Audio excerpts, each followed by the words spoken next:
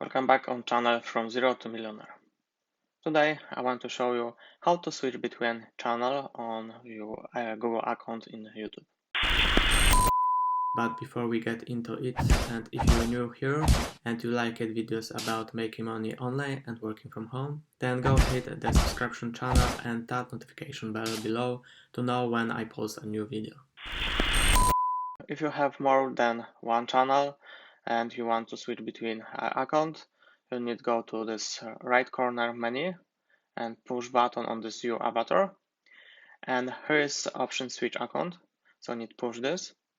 And like you see, I have a couple of channels. So this is my main channel, and I want to switch to channel with relaxing music, what I prepared in last video, what you saw.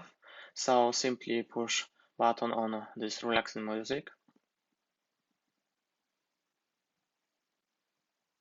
And now, like you see, avatar was changed, so I switched to new channel. If I want to go to this channel, I need push button your channel, and I can working on this channel now. Thank you guys for watching. Please subscribe, enable notifications, and we will see in the next one.